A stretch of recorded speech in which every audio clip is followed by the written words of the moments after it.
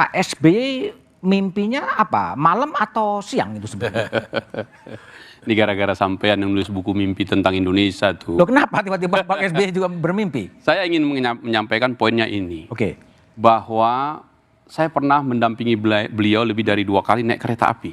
Naik kereta api, Ya, oke. dari Gambir sampai ke Solo. Solo. Dan kemudian bercerita. Kemudian kami pernah sama dengan beliau dan bercerita tentang bagaimana supaya kalau sudah selesai masa presidennya, waktu itu ya, kira-kira setahun lagi mau berakhir, gimana caranya biar soft landing. Nah, setelah soft landing kembali ke masyarakat. Nah, waktu itu dinyatakan itu dan dijadikan ketika Presiden Jokowi telah dilantik MPR, kembali ke istana, Pak SBY menunggu di istana. Setelah kembali masuk dikasih karpet biru. Oke. Setelah itu serahkan istana, dia kembali menjadi rakyat jelata. Kan begitu ke Cikeas. Oke. Nah, mimpinya yang disampaikan itu jangan lupa, Bung. Jadi Tapi mimpi betul kan? Iya, presiden Mimpi betul. dia bercerita kepada bercerita. Oke. Presiden RI kelima kita punya, Ibu Mega, Presiden RI ke-6 Pak SBY, dan akan ada Presiden RI ke-7 yang juga akan berakhir. Oke. Kan indah jikalau sudah ada Presiden RI yang ke-8, mereka menjemput, diantar dan kembali. Itu menceritakan betapa indah kepada masyarakat. Pemimpin ketika sudah naik bersedia juga kembali. Presiden ke-8-nya siapa kira-kira? Nah, itu yang menjadi pertanyaannya. Masih mimpi juga? Nah, itu akan ditentukan 14 Februari 2024. Oke, belum tahu. Tapi ingin kira-kira akan naik kereta bareng gitu ya? Iya, karena Gajayana itu, Mas, kalau Anda lihat itu di launching tanggal 28 Oktober 1999. Itu pada saat Kabinet Persatuan Nasional, Gus Dur presidennya, Ibu Mega wakilnya, Pak SBY mentambennya. Jadi mimpinya eksak banget ya? Sampai Gajayana, bukan kereta Cina kan? Bukan. Kalau beliau bercerita kepada kami, ceritanya seperti itu. Nah, tentang kearifan, tentang hal-hal yang bagaimana kenegarawanan itu. Tapi dalam mimpinya Pak SBY itu sosok Presiden ke-8 belum ketahuan ya? Kan belum. Karena atau terbangun langsung? Akan terjatuh pada 14 Februari itu. Tapi pesan yang disampaikan adalah para negarawan kita, para pemimpin-pemimpin kita, mengapa tidak naik kereta api bersama, kembali ke masyarakatnya. Yang ke Solo kembali ke Solo, yang ke Pacitan kembali ke Pacitan, Ibu Mega ke Blitar. Kan begitu? Mimpi itu, cerita itu untuk menggambarkan semangat untuk bersama. Itu poinnya. Tapi memang ada keinginan Pak SBY bertemu dengan Ibu Mega setelah Mbak Puan ketemu dengan Mas Ahaye. Selama saya mendampingi beliau, kami berkali-kali cerita itu. Bahkan cerita tentang bagaimana merekonsiliasi atau bagaimana membuat pertemuan-pertemuan itu. Saya diminta beliau untuk berdiskusi dengan teman-teman PDIP di parlemen.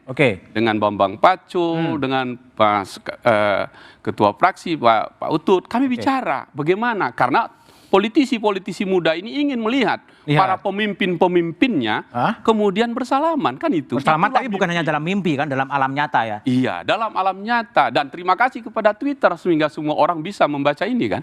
Ini jadi pertama kali mimpi di tweet gitu ya? Yang setahu saya pertama kali. Tapi dalam cerita, kalau kami rapat di Majelis Tinggi Partai di Cikeas, selalu menceritakan Gajayana itu siapa. Gajayana itu kan seorang raja yang hebat. Dan itu adalah kereta api yang tadi disebutkan, jalan panjang dan kemudian bercerita. Selalu cerita seperti itu untuk menggambarkan kearifan lokal memang yang hebat itu. Baik. Moral yang Bang Panda, ini kalau banyak tafsir atas mimpi dari Pak SBY yang di-tweet gitu. Kalau Bang Panda sebagai politisi senior dari PDI Perjuangan, bagaimana sih memandang mimpinya Pak SBY itu? Ini saya pikir nanti jadi hanyut ini mahasiswa ini. Artinya realitanya apa? Mimpi sih boleh mimpi. 18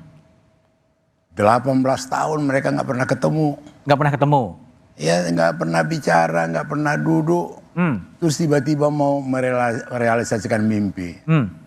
Saya terus terang termasuk orang yang berbahagia mendapat permintaan dari Ibu Mega. Saya menghubungi SBY untuk satu rekonsiliasi mereka biar baik. Terus? Waktu itu Ibu Mega mengatakan ke saya, Panda kau catat dulu 5 pertanyaanku kepada SBY. Kalau 5 pertanyaanku ini dijawab, saya ketemu dengan dia. Seperti biasa. Apa sih pertanyaannya? Pertama, pernah nggak ditanya mau maju nggak jadi capres? Dijawab dia tidak. Satu. Padahal Hamzahas Yusril segala macam ada saksi.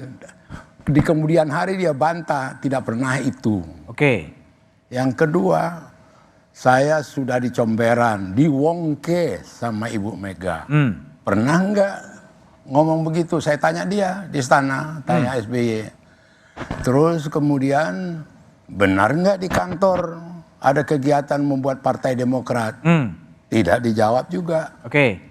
Dan 5 pertanyaan itu semua tidak ada yang dijawab oleh SBY gitu loh. Jadi itu sebenarnya satu keinginan Ibu Mega kalau betul-betul mau berbaikan segala macam, jawab dong dengan terus terang pertanyaan-pertanyaan itu. Sama itu dengan kemudian dia ingin mau jadi wapres dari Mega. Mega bilang tanya itu karena dia pernah katakan ke saya, nggak dijawab. Jadi kami main tenaga dalam waktu aku di istana sama beliau. Dan kemudian dia menerawang ke atas itu ke langit-langit. Saya bilang, Pak Susilo, ini pertanyaannya bagaimana? Dia diam. Ya pas ada martabak di situ gua habisin lah. Tapi nggak bermimpi martabak kan? Nggak mimpi jadi martabak mimpi kan? Iya, jadi ada martabak, ada pisang goreng. Artinya maksud aku mimpi tadi indah sekali. Indah sekali. Keinginan untuk apa itu? Saya pikir Ibu Mega juga pengen juga untuk ini. Tetapi harus juga mengakui apa yang sebenarnya gitu. Masih ada pertanyaan-pertanyaan belum terjawab. Iya. Gitu ya? Kalau saya dekat dengan SBY, jawablah pertanyaan. Oke.